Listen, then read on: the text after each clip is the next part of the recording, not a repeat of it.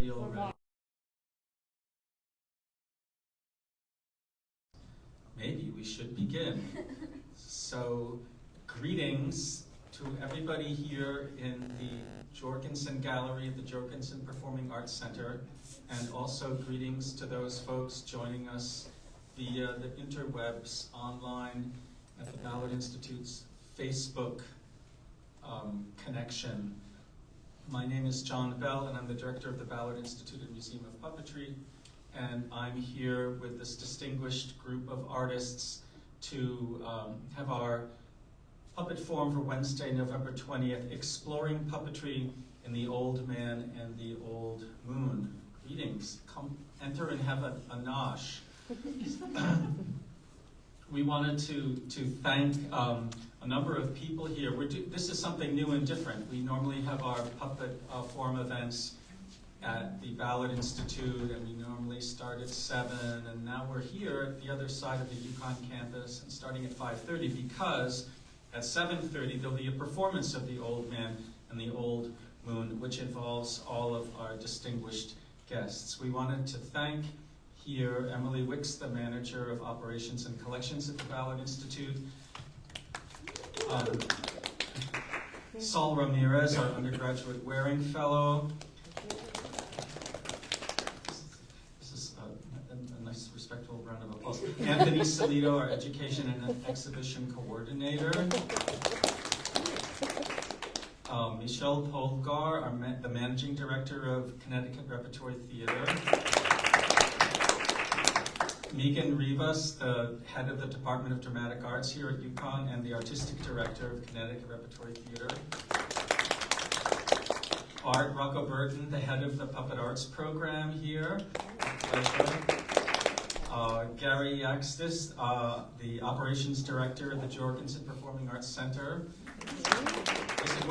Basically, we're introducing everybody in the room, so I don't know everybody's name.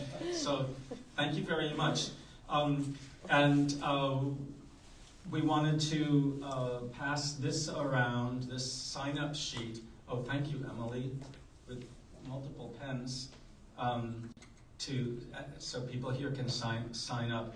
And we wanted to let you know about other events that are happening right now. We have on display at the Ballard Institute through December 15th or 18th? 15th. Wonderland Puppet Theater, Visions of the Beloved Community, about a biracial puppet company in the Philadelphia area that was active from the 60s through the 80s. Very interesting exhibition, if I say so myself. And it's connected with the civil rights movement, the women's movement, and the development of puppetry in children's television. Those are the kinds of subjects that this exhibition is dealing with. The next exhibit opening on January 31st will be American Puppet Theater Today, the photography of Richard Termine, a celebrated puppet photographer who happens to be a UConn Puppet Arts alumnus. And that exhibit will feature his photography and selected puppets that will be in the galleries there with him. We have one more performance from our fall performance series. That will be Charlotte Lily Gaspard from Brooklyn, and she will be performing The Dragon's Laugh and Other Tales Saturday, December 7th at 11 a.m. and 2 p.m. at the Ballard Institute Theater. So we urge you to come and see that. And all of this information is on our social media sites, so thank you very much. We wanted to mention other things. We can let you know what we're planning for all of our program for the spring semester. If you want to check in on our social media. To my right are our distinguished guests, artists and puppeteers connected with The Old Man and the Old Moon. Matt Sorensen, the director of The Old Man and the Old Moon, is a puppeteer, theater artist, educator, filmmaker, and museum exhibition curator, Ballard Institute, and sometimes designer, based in Connecticut and New York. He's a visiting professor in dramatic arts in the Puppet Arts program, and his company, Puppet Bucket Productions, has designed and built puppets for theater and film around the world. To Matt's right is Harley Walker, who comes to us from California, Los Angeles, but before that, Tennessee, which is heritage country. I don't know why I said that. She's a puppeteer and storyteller who discovered her love of both while she was alone in her room during a global pandemic. And we happen to be in the midst of an exhibition of 365 paintings that an artist, wonderful artist, painted during the pandemic. But Harley has written an award-winning solo shadow puppet show, Not My Grandmother's Daughter, which was performed at the Ballard Institute last winter. And she'll be taking that to the 2025 Edinburgh Fringe Festival. And she's continued to sprint towards every puppetry opportunity that has crossed her path, including the design of performance for The Old Man and the Old Moon. And she's performing tonight. And she and Mel, our other guest, might have to step away in order to get ready for the performance, but they'll be here for most of this forum. Mel Carter, who comes from the Washington, D.C. area, more or less. That's what I think. Am I right? Originally from Seattle. Seattle. That's really far, but Washington State. Or, yeah. She spent most of her life creating visual art and performing on stage. Didn't think to combine them through puppetry until she was cast in a stage adaptation of Alice in Wonderland, directed by the incredible puppeteer Natsu Onoda Power, if I didn't mispronounce that puppeteer's name. This trip down the rabbit hole helped Mel find exactly where she was supposed to be, right here. Since then, Mel has been puppeteering and fabricating for theaters across the East Coast, as well as building and touring original puppet pieces. So welcome to you all. We're really excited about what we're going to discuss today, this opportunity to talk with you about your directing and design for The Old Man and the Old Moon. And I never saw the original production, which was created by Pigpen Theater. I think the first performances were in 2012, maybe before that. A group of theater students who came out of Carnegie Mellon University in Pittsburgh, and in my mind, sort of unusual for American theater in a way, created this show about a man who goes off in search of his wife, forsaking his obligation to keep the moon full of light, more or less, and they created this totally with puppets in mind. So it's that show is the integrated puppetry into the very fabric of the production. So it's not a situation where you're taking an existing play and adding puppets. Instead, you're reinventing the way that puppets could be an essential part of the production. So we wanted to talk about the shadow puppets that Harley designed and built for the show, and the three-dimensional puppets that Mel designed and built for the show. And maybe we could start by asking Matt and all of you to talk about how you came to choose this performance as this production as something you wanted to stage with Connecticut Repertory Theater. Thank you, John. Move in a little closer too. So, I came across this show when I was mentoring some puppet design students at the University of Utah for this production. And they did, they did the things that are scripted as puppets, and which is like, maybe like 20% of the show. And then because we were here, or because I'm here, I was looking for something that was accessible to all of our students to perform and had a significant amount of puppetry because, as John mentioned, I'm faculty in a puppet arts program. So I wanted to create opportunities to showcase what we do that would really highlight the show and stay true to the aesthetic of the original, but blowing it the roof off of it. So we've got a tremendous amount of puppetry in this show, which is very fun. But also, I wanted it to be a piece that I felt that the cast, our students, could represent who they are as individuals, which I love about this show because it's a fable, so everyone can be themselves taking on a role by changing a hat or grabbing a different prop. So it's a really gorgeous show of who we are as dramatic arts, especially the BFA actors, the puppet arts students, the design tech students, and even the people that are helping us to manage front of house and all kinds of other cool stuff. And the music program. There's things I'm forgetting for sure. But it really seemed like a brilliant idea, and then Megan and I spoke about it in the lobby after a performance of Rent, I believe. And I said, hey, do you know this show? And Megan actually knows the show extremely well, and her Carnegie Mellon connection is strong. So she was excited about the prospect as well. That's it.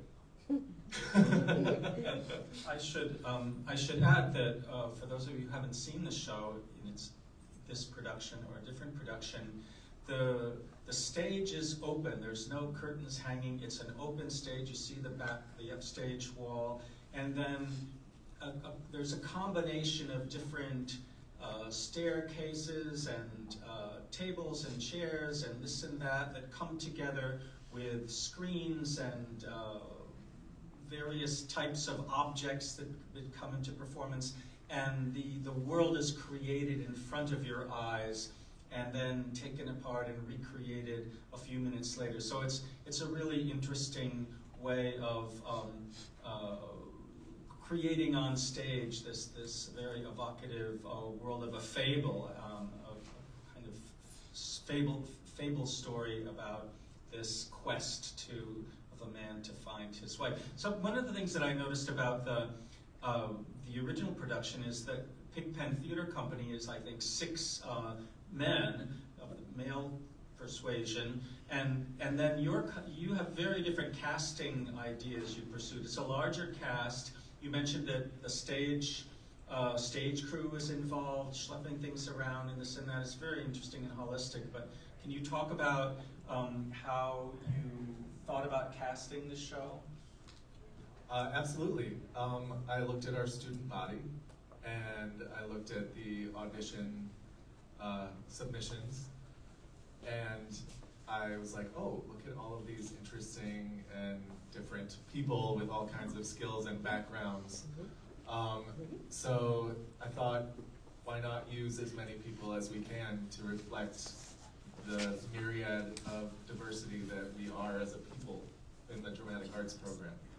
And that was really important to me to feature a lot of different types of people and different backgrounds and different ages and different specialties, so that the audience could see themselves on stage, because that is what I always want, is to really connect with an audience.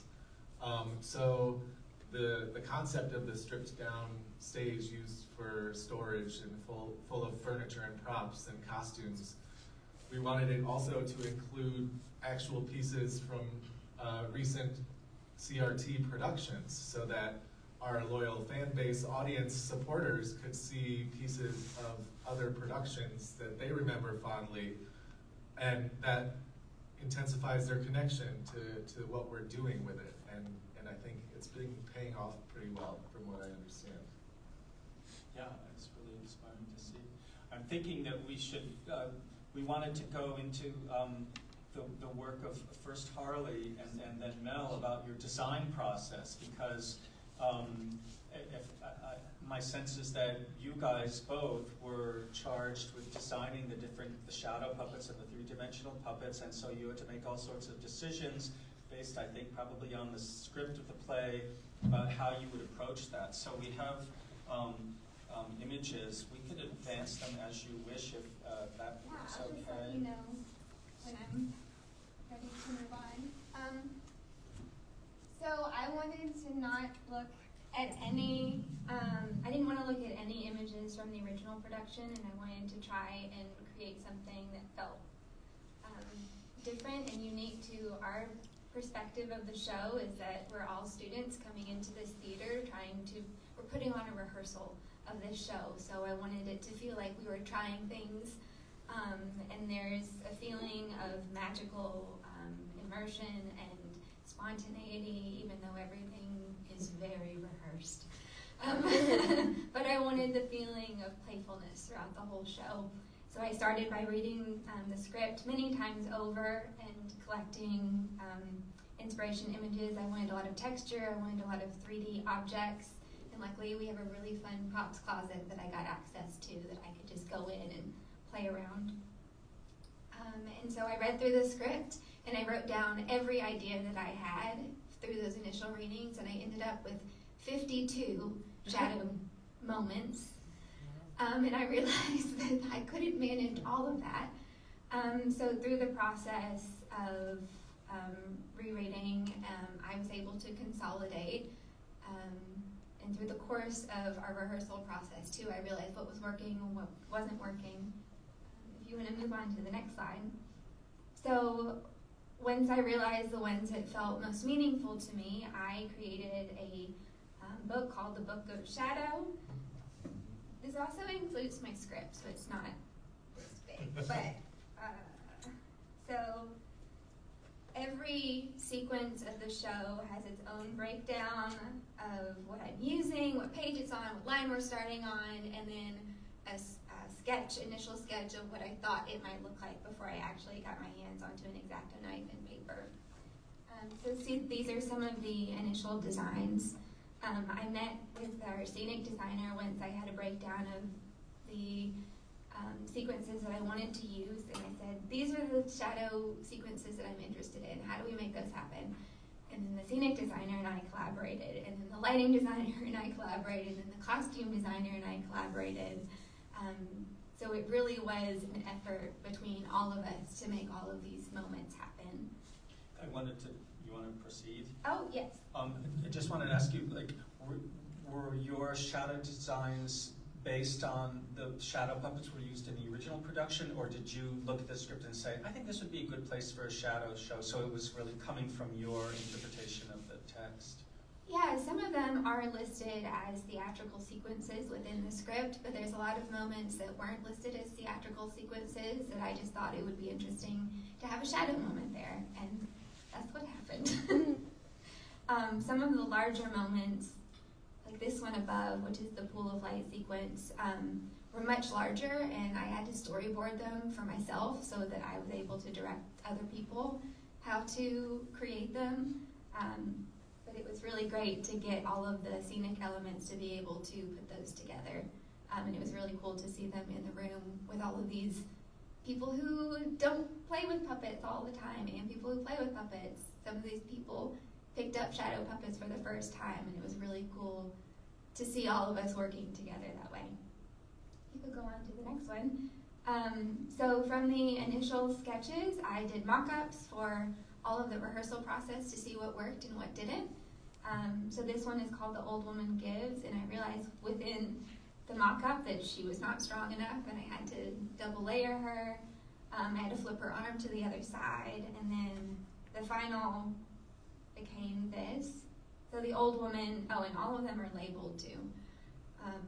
So this one, so the old woman always has an element of lace, and the old man always has an element of netting, and we use that, I use that consistently through any time that they're in shadow. Could you show us how the arm works? Oh yeah, so she's jointed to be able to have a magical moment with a real life human through the show, but you just have to come see it to know what that is. And I spent a lot of time in the Glowforge room at, we have a laser cutter on our part of campus, so I spent a lot of time there, and a lot of the walls of that room saw many of my shadow puppets first before anyone else did. You can head to the next one. And I also had the great joy of picking out the fabric that I wanted to use for all of our screens, and then I got to hand dye all of them, so they're all unique to each surface, and they're all the moon itself too, we did this tie-dye technique on that ends up being really beautiful in shadow. Was there an effect you were going for with like this piece of cloth? It seems like there's a lot of texture to it and subtle coloration. Yeah, our scenic designer picked out what colors they wanted, and then kind of the texture, and I did a lot of testing to figure out what this particular fabric would do in the dye. And then once we did all the tests, which I did about 15 tests, then we dyed the larger items, and that was nerve-wracking. This is one of the first times we got into the space. We have a big scaffolding that creates the ship for some of our shadow moments, and it was cool to finally get in there and be able to use that screen. And then this was during one of our performances where I discovered that I had to hold my flashlight, my handheld flashlight, which all of the puppeteers have in this show. We all had to keep them in our pockets, and we pull them out and use them. I realized that the strap of my shirt could hold it so that I could do hand puppetry on the screen, and the lovely Sadie captured that for me. Speaking of, I had a lot of help in the creation of all of this, and we have so many puppets, and we had to have a way to organize them. So each sequence has its own tray that are stackable, so the course of the show, we just stack them over. They're all labeled, all the puppets that need to be included, and then all of the puppets are labeled so that it's very easy for our crew who have come in much later in the process to be able to put things back when I don't have a chance to put my hands on them when I'm running around doing all the shadow things. But yeah, I had a wonderful amount of help and so much collaboration, and yeah, that was my process. Maybe I'll just, those who just came in, please feel free to have a bite to eat while you're watching and listening. We would love that if you would do so. Excuse me, Carly, for interrupting you. Oh, I was done. Oh, okay. That was my section. All right, of course, okay. I think after both of your presentations, then we'll get to some conversation and questions from the audience and stuff like that. But Mel was in charge of the three-dimensional puppet design, and we want to hear more about that, if you will. Sure.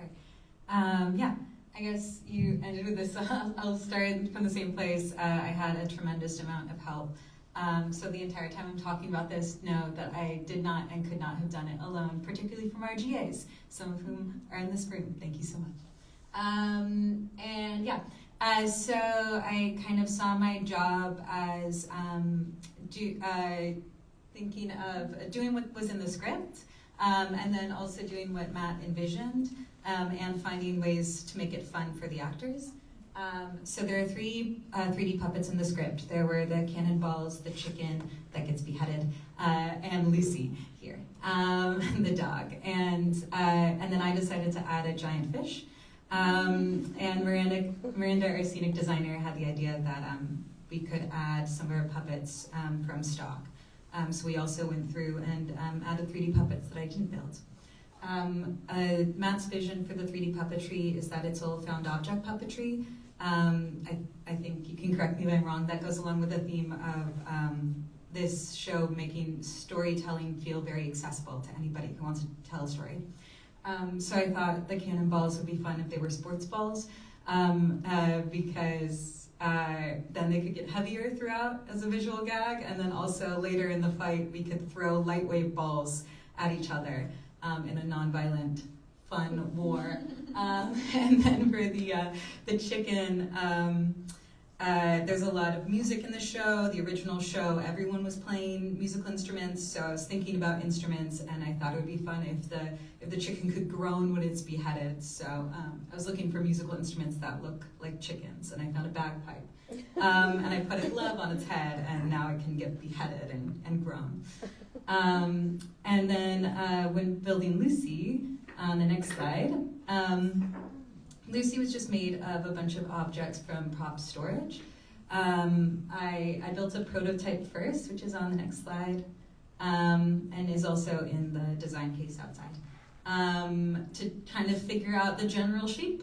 And then I went into the props closet, and I would send Gino a picture of all the objects I collected and be like, can I break these? And he always said yes, he's so nice. And then I turned them into a dog. And the original iteration of Lucy, you can go to the next slide, came together really quickly. I was shocked at how fast. I was so intimidated by building this.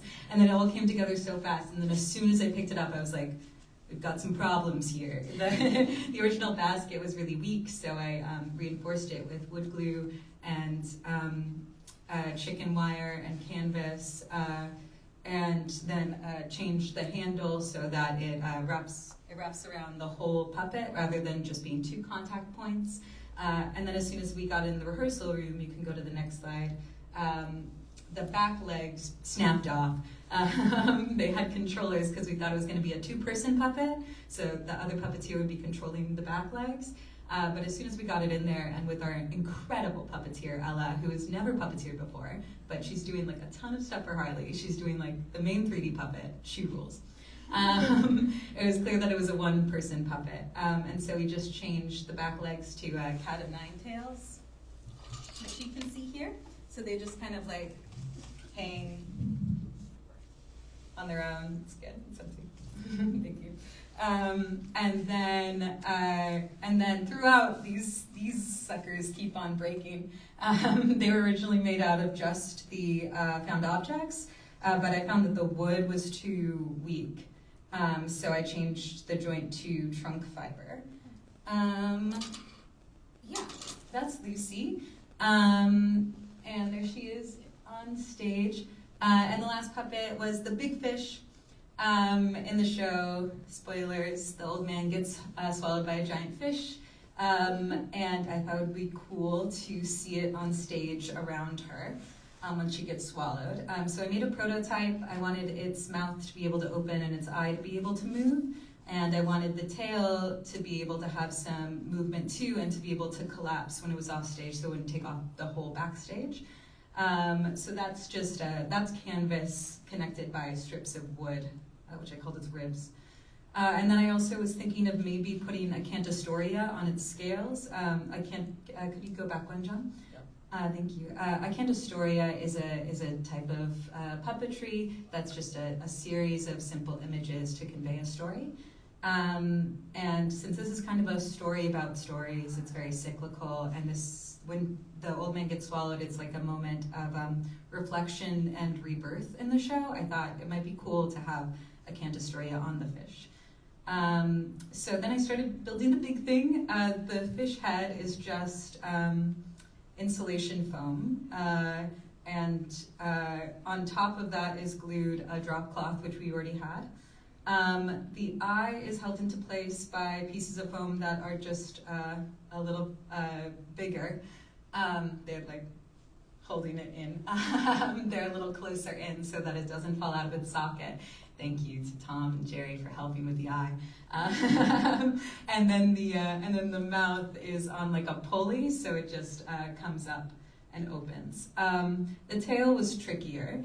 It was I was trying to make it as light as possible, but the scenic crew had concerns about all the ribs that I wanted to put in there.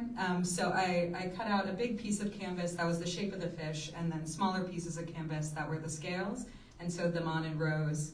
I put as few ribs as I could inside while maintaining the shape, and then you can go to the next one, John. Yeah. And then I found that the scales were flopping around, so I backed them with cardboard, and you can go to the next one. And I painted them to look like the canvas on the head. And then I decided to scrap the Cantastoria idea because I didn't feel like it was fitting into the flow of the show, and instead have the giant fish swallow the old man on stage, which meant we had to figure out how to combine them. Anyway, there were a lot of edits to the tail, but it all worked out, and now you can see it on stage.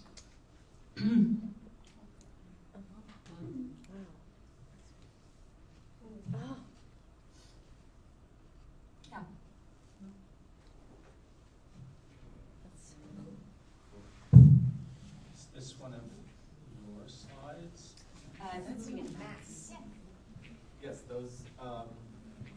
Those are from our show photographer, Mateus. I forget his last name, I'm so sorry. Just But Mateus. he's awesome. One name artist. I love it. That's perfect.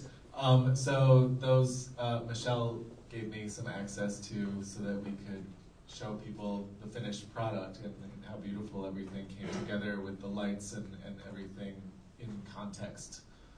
So there's Lucy with Ella, like Mel was talking about, and then there's some of Charlie's shadow work, Harley's shadow work in the next bit. How are we doing for time? It's 6. Cool. We're golden. So I can go through these with you after we, if you want to ask questions of our friends. Okay, well there's Amy. We also forgot to shout out Amy as our puppet captain for the show, which is a really exciting and challenging role, and we're grateful for her. And also she's here. Mel, do you want to talk about the puppet that Amy's got, or do you want? Yeah, go ahead. Sure, that's a sequel. We found those in stock, and we thought that they really fit in with the show. And there were a bunch of them, so they kind of follow the old man around the whole time. Yeah. They're from a production called Icarus. Bart, what's the artist? Michael Bush and Stefano Brancato created it, and we're really excited to have found them in our storage.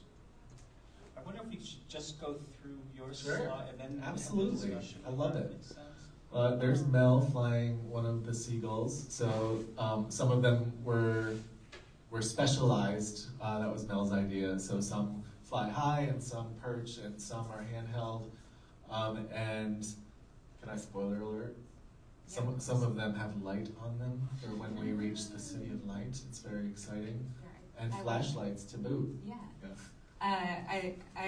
The old man climbs to the moon, and then another time he's like flying in a hot air balloon. So I like the idea of using these seagulls to create an idea of height. So when the old man is on the ground or close to the ground, they're on sticks above him, and then when he's flying in the air, they're handheld and really low. I think that, this slide pretty much illustrates the whole aesthetic of the show. There's some dancing furniture, there's some dancing puppets, and there's some dancing actors. And the synergy of it is really exciting for me, and that was kind of what we were going for, a very layered approach.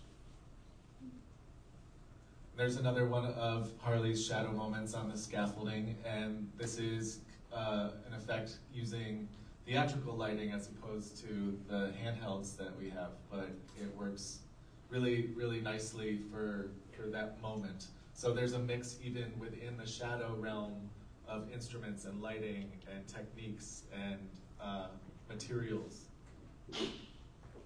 Very cool. Yeah, we also use overhead projectors in the course of the show too, so there's all sorts of different screens and light sources used.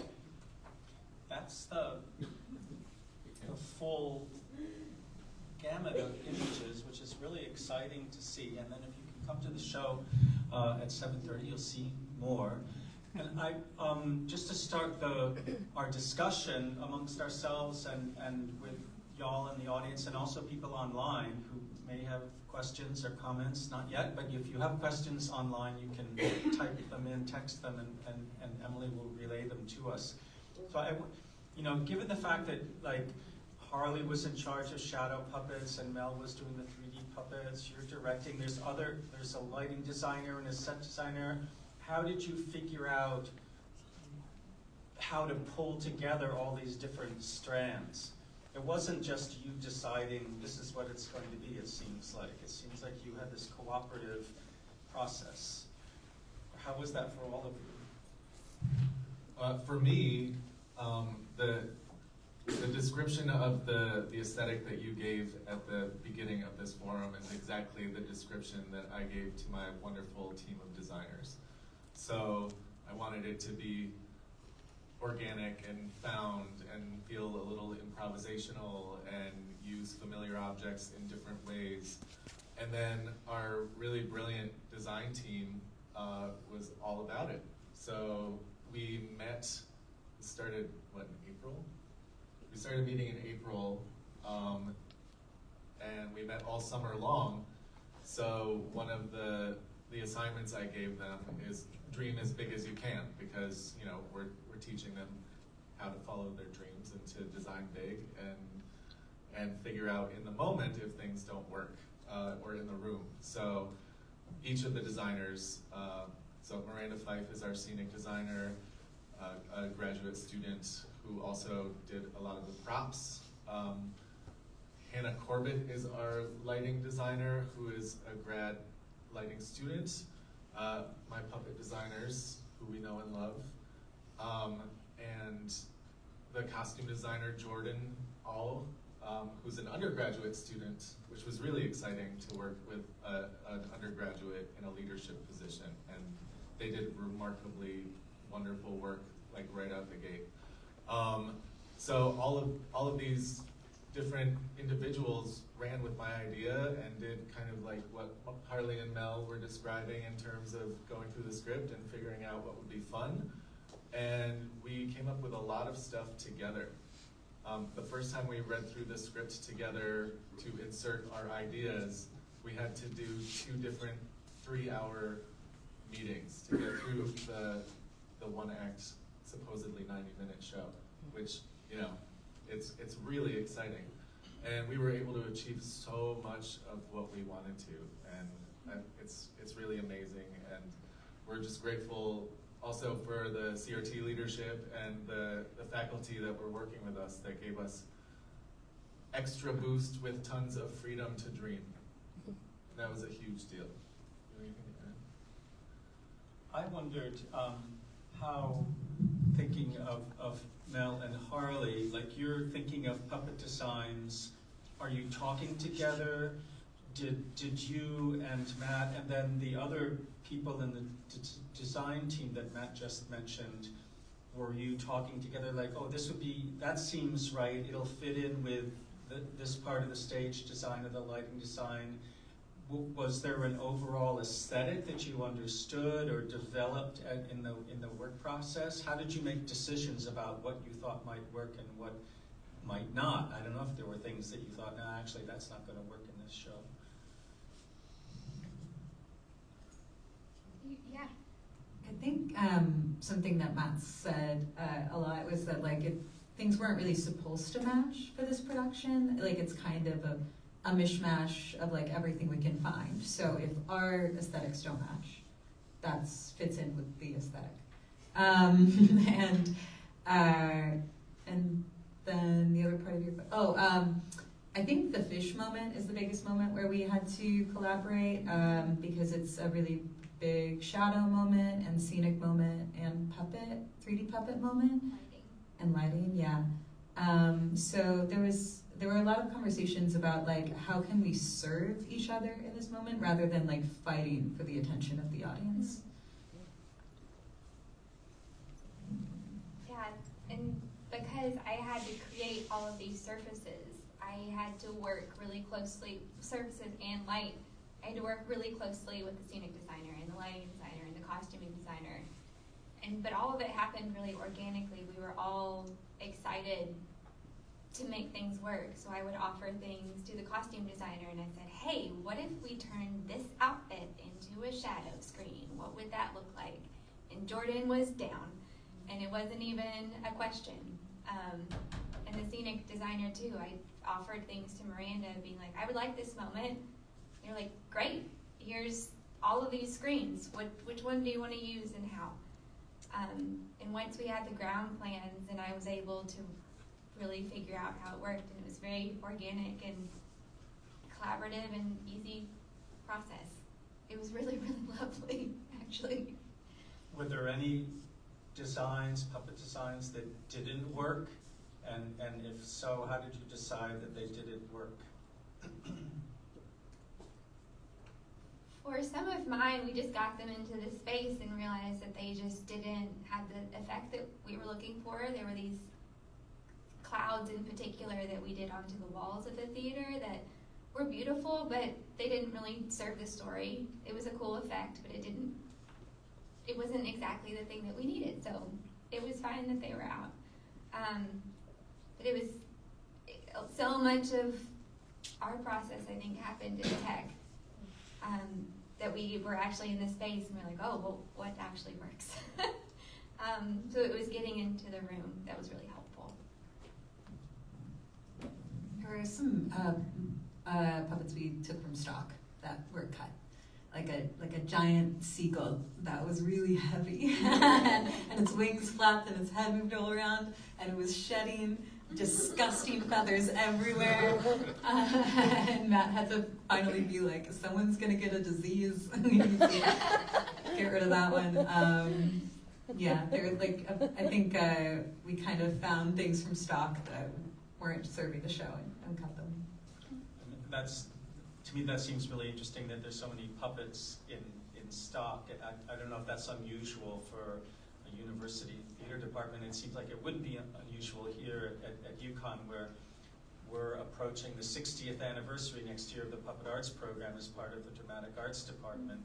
And I was thinking about the fact that as Matt mentioned, people involved with the show include puppeteers and actors, musicians, and then backstage folks who actually are on stage.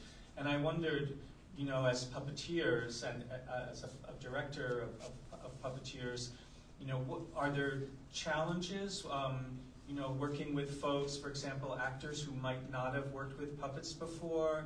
And how does that work out? You know, the approach of a puppeteer, the approach of an actor, and how those things meld together in one show.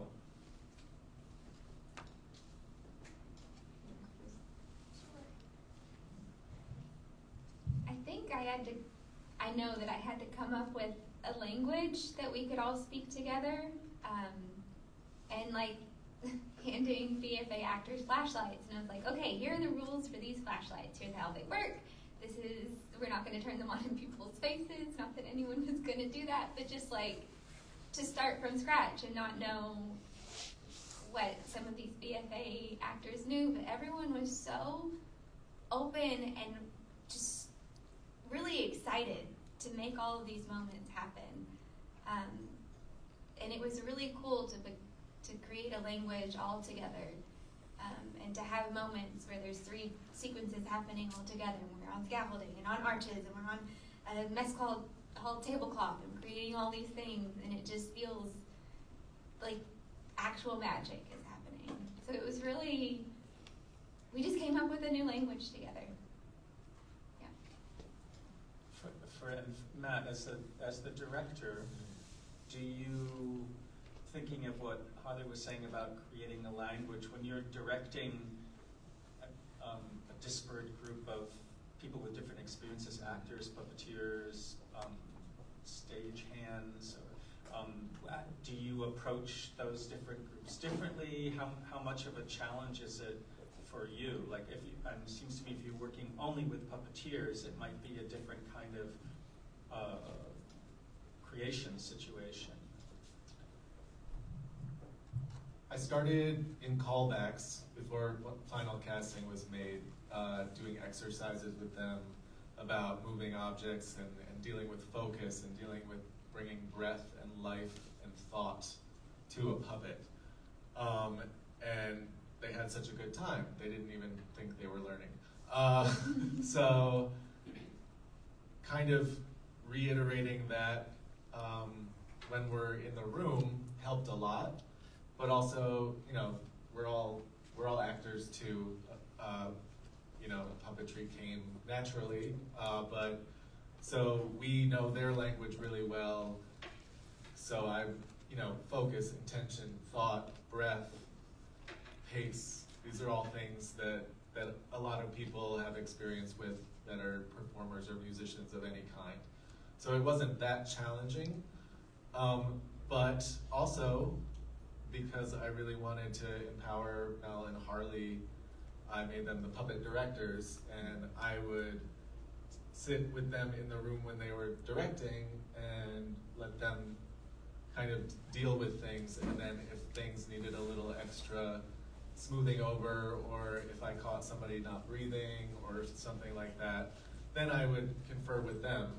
And you know, that was still in the rehearsal room when we were able to segment things. So Mel taught Ella how to do 3D puppetry, and we talked a lot about Ella's background and what Ella knew about dogs, for instance. And Harley was really good working with a lot of people at once in the dark and still giving them intention and pace and framing of shadow images. So I'm really blessed with them. I'm a puppeteer and a director, which is a good thing to be if you've got a lot of puppets in the show. And also Bart was our puppet advisor, so he actually helped us with a few things in a really, really big way, and we appreciate that too. At the beginning, at the outset, I was thinking about this production as an example of something that's not actually so unusual nowadays, recently in the past few decades, which is a show that incorporates puppetry as a matter of course into the production. And of course, also as I was mentioning earlier, at UConn we have this long history of 6 decades of puppet arts being part of the dramatic arts program, and I think our Megan Rivas, the chair of the department, is so interesting in the way that she's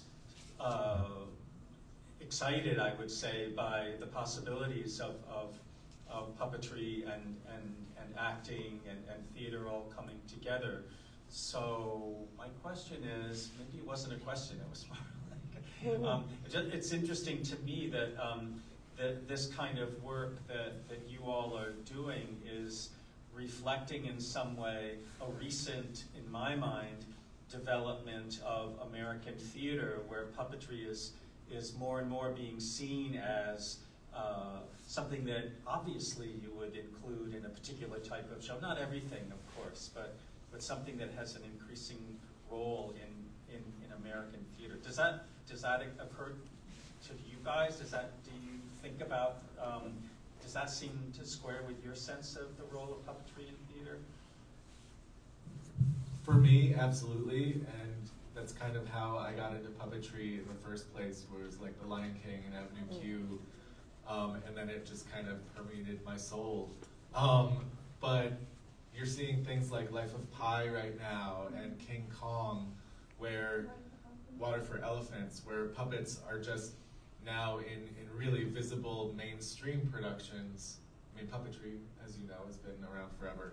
But to complete that thought, so my desire, and I think this resounds with Megan and our faculty, is that we should expose our actors to puppetry, because it's there, right? And it's going to be the difference between you getting cast for a job or not. If you build your skills, you're going to do better. I think also something that I feel like I've noticed the actors notice throughout this process is how transferable the skills of puppetry are, and like the concepts of puppetry are. Like the other day we had a question and a talk back about non-puppeteers puppeteering for the first time, and an actor responded that like, oh, they've realized that like their body's a puppet, like this character is a puppet, you know, and like the multitasking that you need to do as a puppeteer. Yeah, the way that everyone in this production is moving scenery all around all the time while acting and saying lines, like that is also a skill that like you learn in puppetry, and I think the skills are really transferable. Great. So we have time for questions and comments from the audience, if there are any right here or in the online world, if there are any questions or comments there. So I have more questions. Yes, Anthony. You guys were talking a lot about how it was a super collaborative process, and also being like in charge of your own teams of people for building and performing. So what were some of the most surprising like challenges or successes with collaborating like with each other, like designer, director to director, or with the teams of people you were delegating tasks to?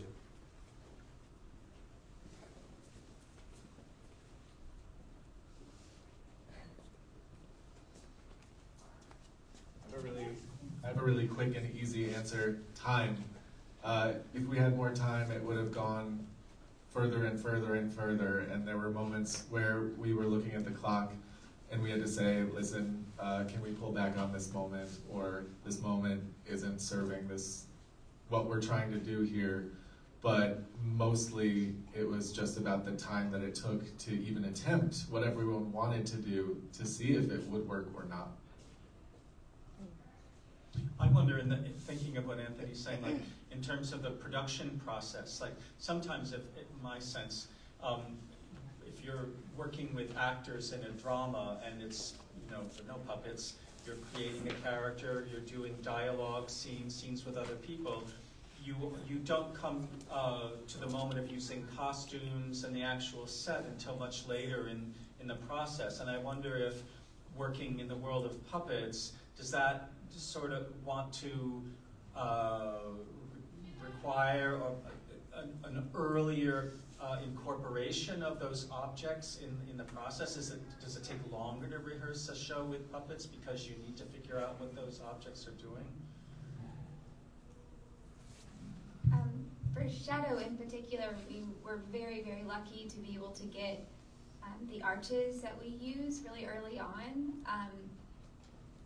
And having access to those surfaces as early as we did was really, really wonderful. And it made me realize that I think the structure of how we typically create theater here needs to be flipped on its head a little bit and maybe reorganized to better support puppetry, which I feel like is always changing and growing and becoming something else until the moment that it opens. And I think we got a little taste of what it could be like because we got some of those elements so soon.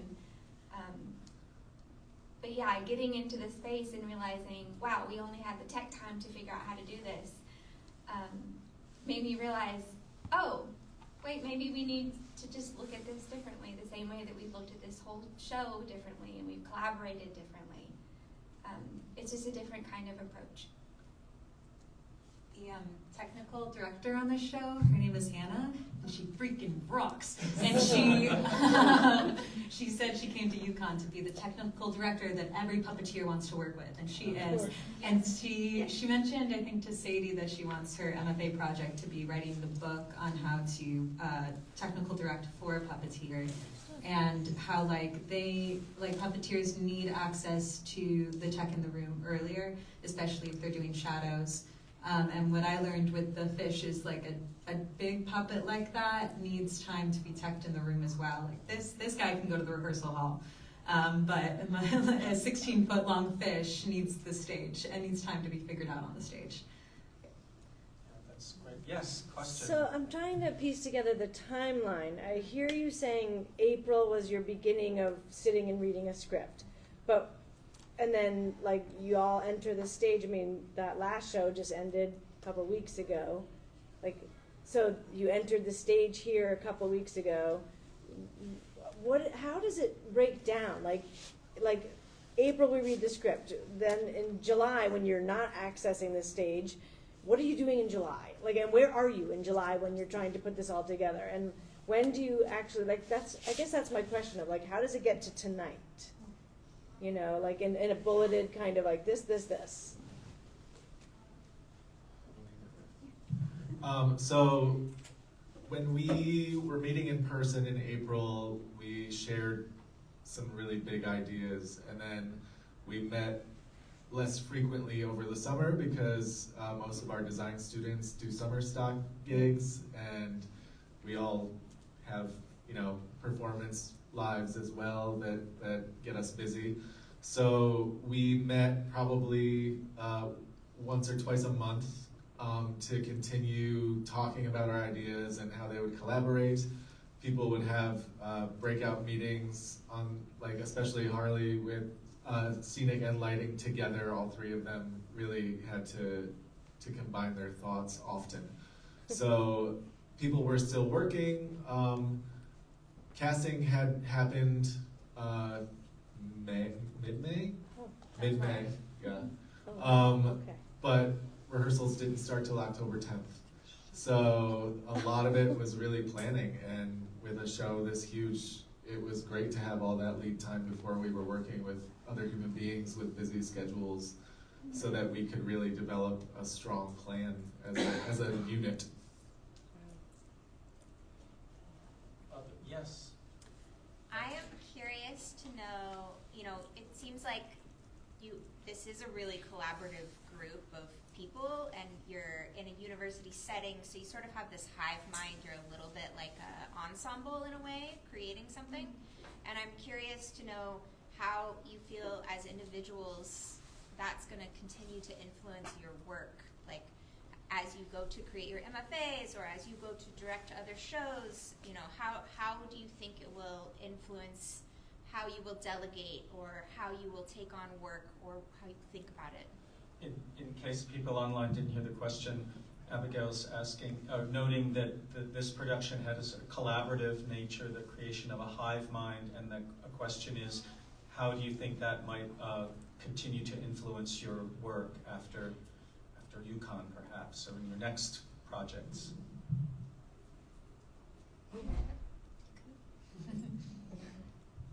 I think as right now as puppeteers, we are typically asked to do all of it: sound, lighting, fabricating, directing, creation from the initial idea, writers, all of it.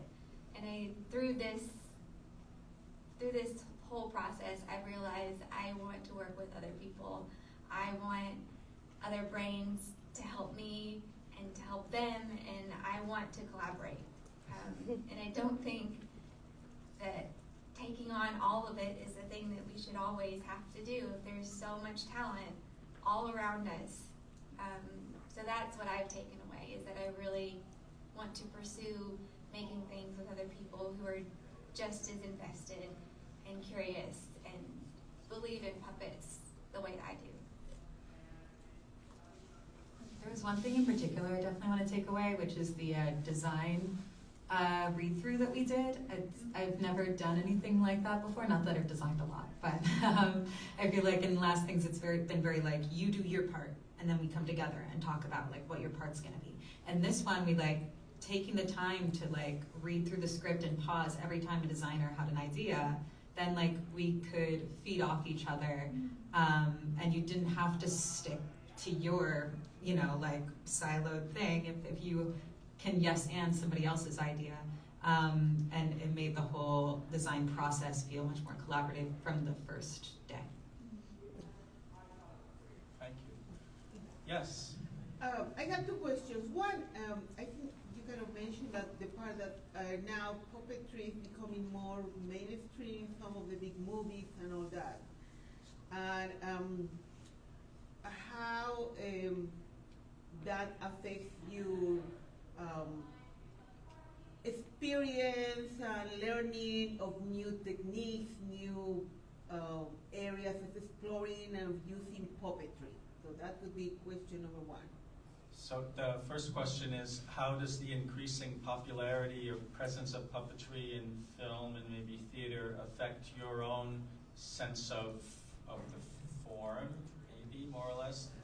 Maybe not. How that reflects in your own personal experience and growing to that art as you see evolving in that mainstream. How does it affect your own personal experience? Yes. Maybe everybody can hear, and it doesn't make sense for me to come.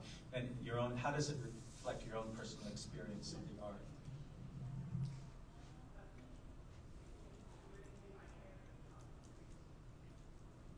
I guess seeing it out in the world as often as we are now just makes me excited to know that our world is expanding, because I think sometimes it feels very small, and it's really nice to see people using puppets in ways that are really unique to them, and then I get inspired to find puppetry in ways that's unique to me, and to get to celebrate that uniqueness in others and their puppetry.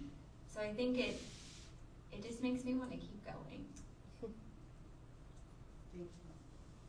I think something that's exciting, even though it might be kind of crass, is that we got more money now. Not us personally, but puppeteers in general. If there's like a Broadway show that has a puppet in it, they have the resources to invest into that, and that creates like new techniques and finds new materials that we can then steal. You have I would add that for some of us, we feel like puppets have always been around, and it's just they haven't always been recognized. But you had a second question, a second part of the question. Yeah, the second question is like when you were talking about the timeline, how you kind of pause because you have other projects going on in your life. And the question is like, how many projects can you handle at the same time? How many projects can you handle at the same time? These brilliant artists are also full-time students, and they both have graduate assistantships, and they also need to eat food and sleep. We've been light on some of that lately, but it's just a necessity of life. And you know, puppet arts faculty, there's 4 of us, and we are all teaching and all trying to make things happen for our students, and this was a big one. But you know, we meet life's demands, I suppose. We don't really have a choice. And we're all really good at taking care of each other, I've discovered. I wanted to touch on your last question a little bit too. So the past couple of years I've been teaching Introduction to World Puppetry, which is a wonderful class developed by my dear friend and mentor, Dr. John Bell. And it really, it's designed for non-puppetry students to connect their personal life experience to puppetry. And through that class, when we are actively looking for it in the media, you see it a lot more than it clocks. And it's everywhere. It's in film, it's in commercials in a big way. Also like virtual reality and motion capture and all of these really cool, exciting things are still very rooted in puppetry. And I don't want to take too much longer, but that's my, yeah. I was thinking that there's a lot of digital projection now in theater. It's sort of like a lot of shows just have it. Like, yeah, of course you have a video screen with people using it. So, and like puppetry, it's another tool in the toolbox for live performance. Are people needing to go? Mel, I believe, needs Okay. to go. They're gonna text me when they're. Okay. Oh, they are. Alice, Okay. okay. Thank you. Yeah, maybe Tom and then your questions. No. Or however you want to work it. I was just gonna.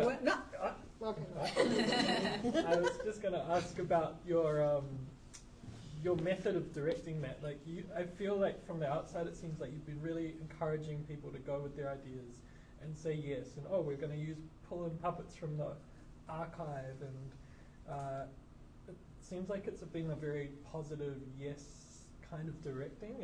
And can you talk to that? Has it been effective? Has it been interesting? Have there been problems, or has it been pretty much cruisy?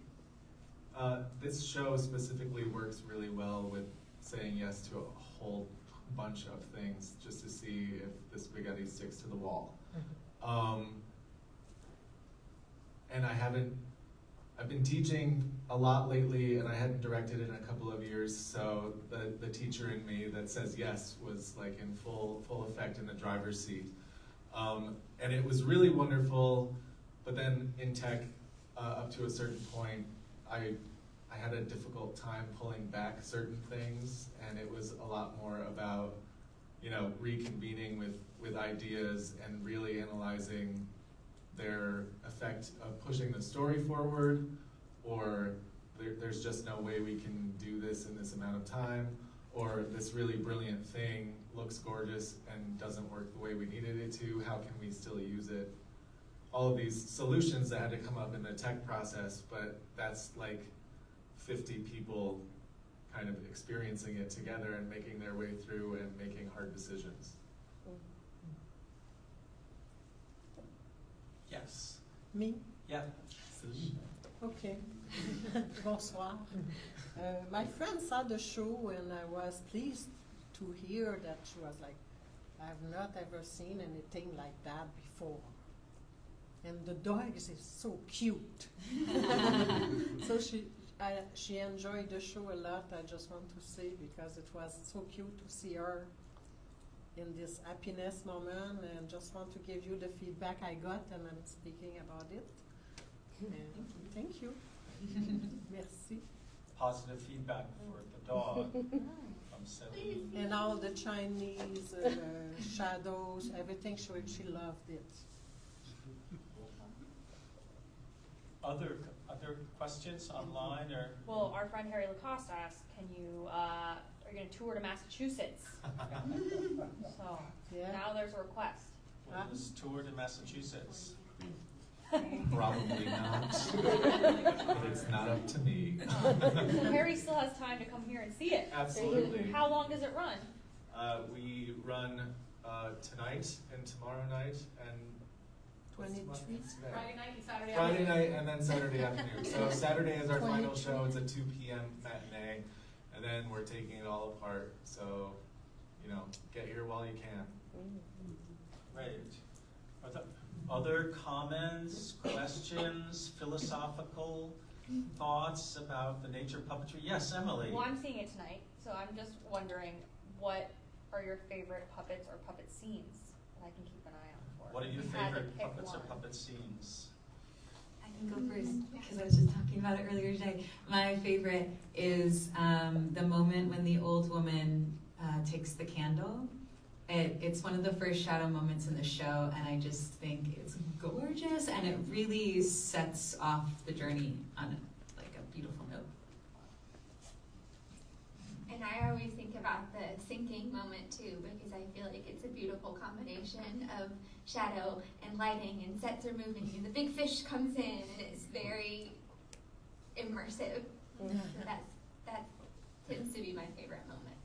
I was going to say my favorite moments are when everything coalesces into a really beautiful moment. So the fish, for instance, and when the climb is happening and we have furniture dancing and a 3D puppet and a shadow puppet and a live actor interacting and singing a song, that's when my heart sings the loudest. Right. Well, maybe, given the fact that both of you guys need to get dressed and changed and practicing, and you're sitting in the audience taking notes and worrying. I really enjoy the show. I definitely watch. But I don't have to be anywhere, so we can chill and Okay. talk as long as you want. Okay. We No, might have yeah, gotten but to- thank you for Mary. She has to Yeah, go. No, we don't Yeah. even have to be live. If you don't want to Chill and lose talk. your job, better go. There is one parting thought, if we're parting thoughts. Yeah, right I now. guess we're bidding Harley and Mel goodbye and thank you.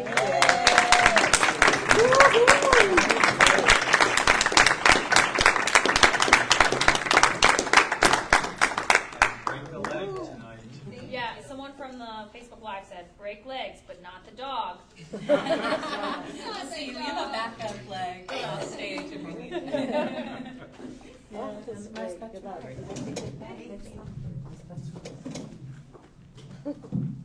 So we had a really lovely group of local students come to a student matinee yesterday. And they had brilliant, wonderful questions about, how was the moon rig? How did you come up with your characters? How did you develop the lighting design? Tell me about your casting process. And I was really, really, really thrilled about that. And at the end of the talk back, I had them raise their hand if they've ever built or operated a puppet.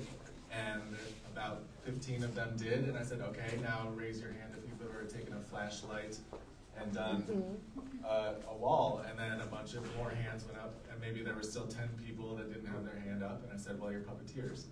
And then I said, have you ever been sitting at a restaurant and the salt and pepper shaker got married or got into a fight, or the fork and a knife were dancing? And then all the hands went up. And I said, you're all puppeteers. And then I said, keep your hand up if what you saw today made you think that you could do it. And they all stayed up, and that is 100% of what I wanted the audience to come away with. Awesome. Good. So Thank you, Matt. Thank you for organizing as Tom said, this your open process of bringing all these artists together, students and community members, I think, for musicians, to make this production. And thank you very much for making this all happen. Thanks. Thanks everybody for Thank coming. you. Thank you. Thank you.